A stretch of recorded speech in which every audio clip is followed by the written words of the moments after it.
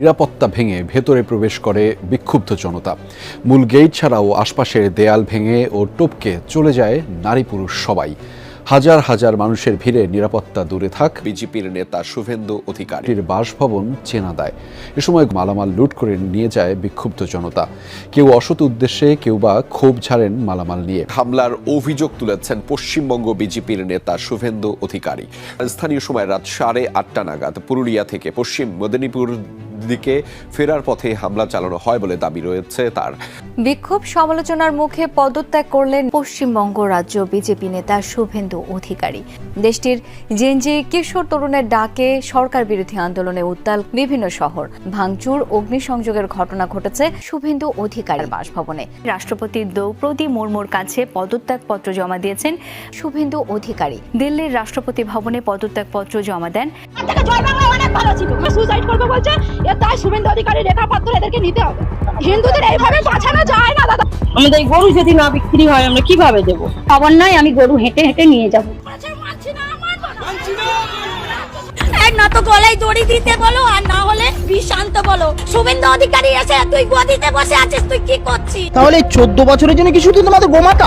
এক্ষুনি যে তাহলে গলায় দড়িতে মরলে ভালো হয়। সরকারকে বলবো এইভাবে না মেরে আমাদের হাতে বিষ তুলে দেখ, আমরা বিষ খাই। হয়তো গরু বিক্রি না করে আমাদের চলবে না, আমরা কি করে খাবো? হয়তো ব্যবসায়ী এইটা দুধ শেষ হবে, গরু বিক্রি করবো। এক কট্টরপন্থী নেতার ক্যারিয়ারের জবনিকাপাত কি খুব সন্নিকটে? ঘনিয়ে আসছে সময়। পশ্চিমবঙ্গের হিন্দুত্ববাদী কঠোরপন্থী বিজেপি নেতা শুভেন্দু অধিকারী সে তার নিজের পায়ে নিজেই কুড়াল মেরেছে। কারণ সে পশ্চিমবঙ্গের গদিতে বসেই সেখানের মানুষের ম্যান্ডেট বিরোধী বিভিন্ন রকমের বিতর্কিত সিদ্ধান্ত একের পর এক নিয়েই চলেছে।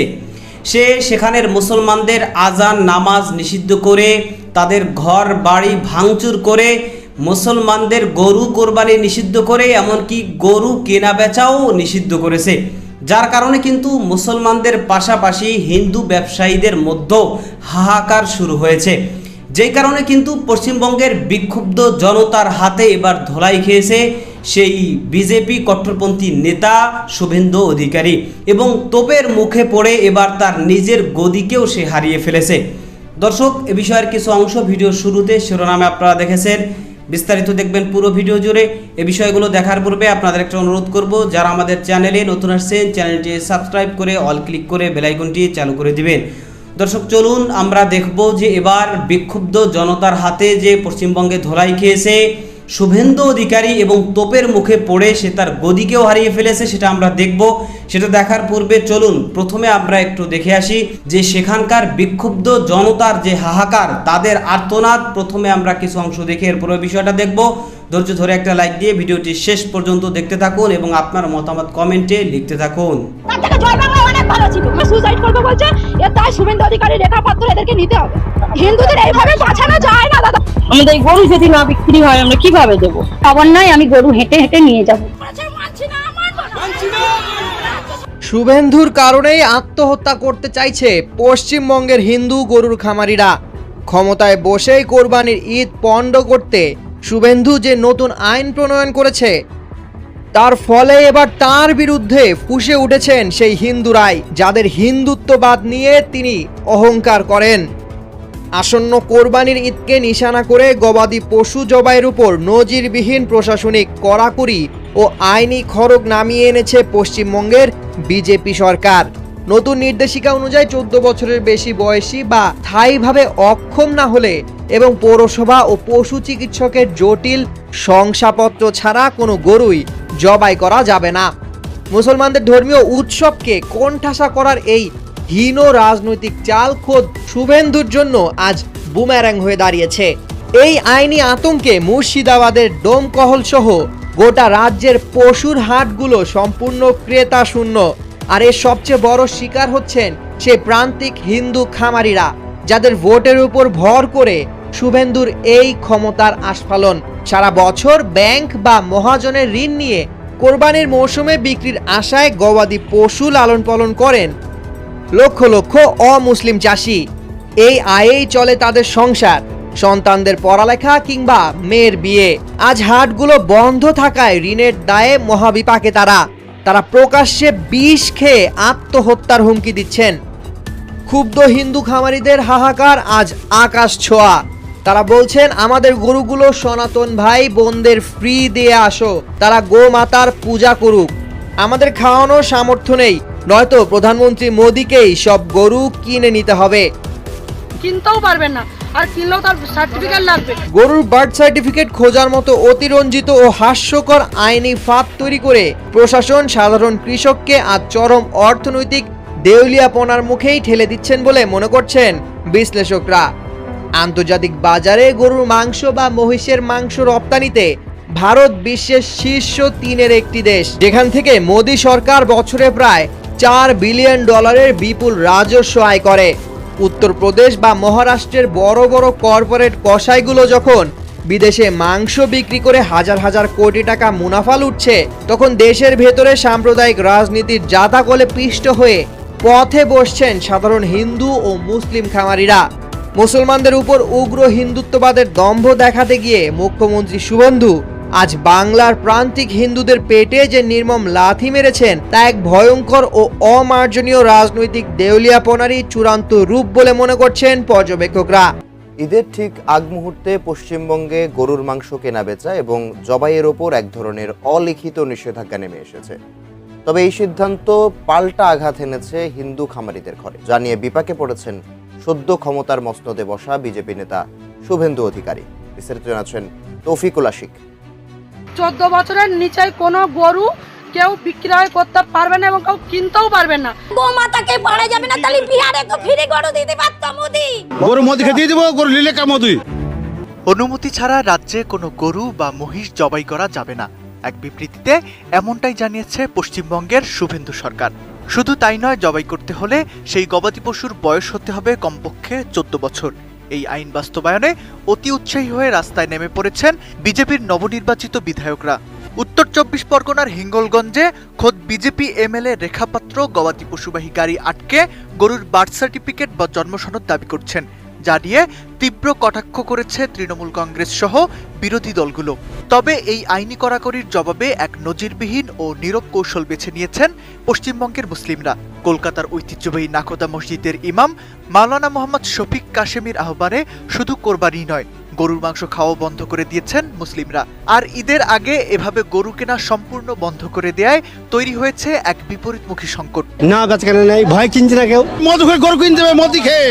পশ্চিমবঙ্গে শুধুমাত্র কোরবানির ঈদকে লক্ষ্য করে বিপুল অর্থ ও শ্রম বিনিয়োগ করে গরু মোটাতাজা করেন হিন্দু সম্প্রদায়ের হাজার হাজার খামারি ও ব্যবসায়ী। কিন্তু মুসলিম ক্রেতারা বাজার থেকে একযোগে মুখ ফিরিয়ে নেয় সেই বিপুল যত্নে বড় করা গরুগুলো এখন গোয়ালেই অবিকৃত পড়ে আছে। চরম লোকসান আর ঋণে জর্জরিত হওয়ার আশঙ্কায় হাহাকার শুরু হয়েছে এই হিন্দু ব্যবসায়ীদের ঘরে। আমার 5 লাখ টাকা লোন নেওয়া, সব মহিলারা এসে আমার বাড়িতে এসে বলছে লোন শোধ করো, আমি কি করে করব? এই জটিল পরিস্থিতিতে 18 মে রাজ্য মন্ত্রিসভার এক গুরুত্বপূর্ণ বৈঠক শেষে পশ্চিমবঙ্গের নারী ও শিশু কল্যাণ মন্ত্রী অগ্নিমিত্র পাল সাংবাদিকদের জানান, পরিস্থিতি অত্যন্ত গুরুত্বের সাথে পর্যবেক্ষণ করছেন মুখ্যমন্ত্রী শুভেন্দু অধিকারী নিজেই। এই অর্থনৈতিক ধাক্কা ও খামারিদের ক্ষোভ সামাল দিতে রাজ্য সরকার খুব দ্রুতই একটি সুনির্দিষ্ট ও বিকল্প পরিকল্পনা গ্রহণ করবে, যা মুখ্যমন্ত্রী নিজেই বিস্তারিত ঘোষণা করবেন। এদিকে মুসলিম প্রধান জেলা মুর্শিদাবাদের প্রবীণ কংগ্রেস নেতা অধীর রঞ্জন চৌধুরী মুখ্যমন্ত্রীকে দেওয়া এক চিঠিতে সতর্ক করেছেন যে মুসলিম প্রধান অঞ্চলে এই বিভ্রান্তি ও গবাদি পশু জবাইয়ের নিষেধাজ্ঞা যেন কোনোভাবেই সাম্প্রদায়িক সম্প্রীতি নষ্ট না করে। তিনি ধর্মীয় রীতিনীতি শান্তিপূর্ণভাবে পালনের জন্য নির্দিষ্ট স্থান চিহ্নিত করার দাবি জানিয়েছেন। বিশ্লেষকরা বলছেন, গরুকে কেন্দ্র করে যে মেরুকরণের রাজনীতি শুরু হয়েছিল, তার অর্থনৈতিক কুফল এখন ধর্মবর্ণ নির্বিশেষে প্রান্তিক মানুষের উপর আঘাত হানছে। কলকাতার রেস্তোরাঁগুলো থেকে গরুর মাংস উধাও হওয়া, মাংস ব্যবসার সাথে জড়িত লাখ লাখ মানুষের কাজ হারানো এবং খামারিদের এই বিশাল আর্থিক ক্ষতি পশ্চিমবঙ্গের অর্থনীতিকে কোথায় নিয়ে দাঁড় করাবে, সেটাই এখন বড় প্রশ্ন। এমনই দুশ্চিন্তায় দিন কাটছে ভারতের পশ্চিমবঙ্গের হিন্দু খামারি ও ব্যবসায়ীদের। রাজ্য জুড়ে এখন উদ্বেগ আর অনিশ্চয়তার আবহ। কোরবানির ঈদকে ঘিরে একদিকে নিরাপত্তাহীনতায় ভুগছেন মুসলিম ক্রেতারা, অন্যদিকে চরম দুশ্চিন্তায় পড়েছেন গরু পালনকারী হিন্দু কৃষক ও ব্যবসায়ীরা। শুভেন্দু অধিকারী এসে তুই গদিতে বসে আছিস, তুই কি করছিস? মানুষকে এরকম করে হিন্দু ধর্মতে সবকিছু তো নষ্ট করে দিচ্ছিস। ও পুরো গদিতে বসে আছে আর গরিবদের পেটে লাথি মারছে। আমাকে নিয়ে যেতে বলো, গুলি টানতে বলো এসে। উগ্রবাদী গোষ্ঠীর হুমকি উত্তেজনাকর পরিস্থিতির কারণে অনেক মুসলিম ক্রেতাই গরু কিনতে ভয় পাচ্ছেন। ফলে পশুর বাজারে ক্রেতা কমে যাওয়ায় বিপাকে পড়েছেন হিন্দু খামারি ও ব্যবসায়ীরা। কোরবানির মৌসুম ঘিরে যে বেচা কিনার আশা ছিল তা অনিশ্চয়তায় পড়ে যাওয়ায় অঞ্চল জুড়ে বাড়ছে চরম উৎকণ্ঠা। ভারতের পশ্চিমবঙ্গে 2026 সালের বিধানসভা নির্বাচনে প্রথমবারের মতো ক্ষমতায় এসেছে বিজেপি। এর মধ্য দিয়ে কেন্দ্র ও রাজ্যে একই দলের ডাবল ইঞ্জিন সরকার গঠিত হয়েছে। তবে রাজ্য জুড়ে বিজেপির এই উত্থানের পর থেকেই মাথাচাড়া দিয়ে উঠেছে উগ্র হিন্দুত্ববাদী গোষ্ঠীগুলো। গোহত্যা বন্ধের দাবিতে বিভিন্ন এলাকায় গরু জবাই ও পশু পরিবহনে বাধা দেওয়ার অভিযোগ উঠছে তাদের বিরুদ্ধে। অনেক স্থানে গরু ব্যবসায়ীদের ঘিরে ধরে মারধর, হয়রানি এবং পুলিশের সোপর্দ করার ঘটনাও সামনে আসছে।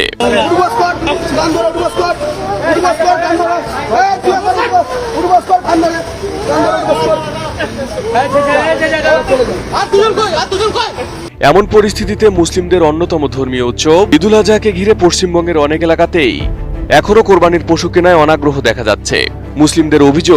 মুসলিমদের অভিযোগ বাজার থেকে কোরবানির উদ্দেশ্যে গরু কিনে বাড়ি ফেরার পথে বিভিন্ন স্থানে উগ্রবাদী গোষ্ঠীর বাধা, হয়রানি, এমনকি জোর করে গরু ছিনিয়ে নেওয়ার ঘটনাও ঘটছে। আর এমন পরিস্থিতিতে অনেকে এবার পশু কিনতে সাহস পাচ্ছেন না। এদিকের প্রভাব সরাসরি পড়ছে হিন্দু গরু ব্যবসায়ী ও খামারিদের ওপর, কারণ তাদের বছরের বড় একটি আয় আসে কোরবানির মৌসুমকে ঘিরে। ঋণ নিয়ে গরু পালন করে মুসলিম ক্রেতাদের কাছে বিক্রির আশায় থাকেন তারা। তবে এবার এখন পর্যন্ত গরু বিক্রি না করতে পারায় বড় লোকসানের আশঙ্কা করছেন খামারিরা। আমার 5 লাখ টাকা লোন নেওয়া, সব মহিলারা এসছে আমার বাড়িতে, এসে বলছে লোন শোধ করো। আমি কি করে করব? চলো আমার বাড়িতে কি অবস্থা, আমি কি করব আমি ভেবে পাচ্ছি না। কোরবানির ঈদে খামারিরা আর্থিকভাবে যেমন লাভবান হন, তেমনি মুসলিমরাও ধর্মীয় বিধান অনুযায়ী পশু কোরবানি করতে পারেন। তবে রাজ্যে বিজেপি ক্ষমতায় আসার পর তৈরি হওয়া উত্তেজনাপূর্ণ পরিস্থিতিতে এবার কোরবানির বাজার নিয়ে দেখা দিয়েছে বড় ধরনের অনিশ্চয়তা। একদিকে ধর্মীয় স্বাধীনতা নিয়ে উদ্বেগ বাড়ছে, অন্যদিকে বড় আর্থিক ক্ষতির আশঙ্কায় দুশ্চিন্তায় দিন কাটছে গরু ব্যবসায়ী ও খামারিদের। পশ্চিমবঙ্গের এই শুভেন্দু অধিকারী সে এর আগেও বিভিন্ন সময় সেই পশ্চিমবঙ্গে বসেই বাংলাদেশের মানুষের বিরুদ্ধে, বাংলাদেশের মুসলমানদের বিরুদ্ধে, বাংলাদেশের বিরুদ্ধে বিভিন্নভাবে হুমকি এবং ধমকি দিয়েছে। এদেশের মানুষকে সে বিভিন্ন সময় ধর্মীয় দাঙ্গা বাজিয়ে দেওয়ার জন্য উস্কানি দিয়েছে, কিন্তু এই শুভেন্দু অধিকারীর উস্কানিতে কখনো কেউ কোনোভাবে পাড়া দেয়নি। এবং বাংলাদেশে বিশেষ করে যখন ডক্টর ইউনূসের সরকার ক্ষমতায় ছিল তখন এই শুভেন্দু অধিকারী সহ ভারতীয়রা তারা বাংলাদেশে হিন্দু নির্যাতন করার পাশাপাশি সংখ্যালঘু নির্যাতনের বিভিন্ন রকমের অভিযোগ তারা বিভিন্ন সময় উত্থাপন করেছে। অথচ বর্তমানে এই পশ্চিমবঙ্গে সেই শুভেন্দু অধিকারী হিন্দুত্ববাদী কট্টরপন্থী এক বিতর্কিত নেতা, সে পশ্চিমবঙ্গের ক্ষমতায় বসেই সেখানের মানুষদের বিরুদ্ধে বিভিন্নভাবে অভিযান শুরু করেছে এবং বিভিন্ন রকমের বিতর্কিত সিদ্ধান্ত সে একের পর এক নিয়ে চলেছে। সে কখনো মুসলমানদের বাড়িঘর ভাঙচুর করে একেবারে তাদেরকে উচ্ছেদ করে দেয়, আবার কখনো সেখানের মুসলমানদের আজান নিষিদ্ধ করে দেয়, নামাজ নিষিদ্ধ করে দেয়, কখনো কোরবানি নিষিদ্ধ করে, কখনো গরু কেনা বেচা পর্যন্ত নিষিদ্ধ করে, এমনকি সেখানের মসজিদকেও মন্দিরে রূপান্তরিত করে আদালতের মাধ্যমে।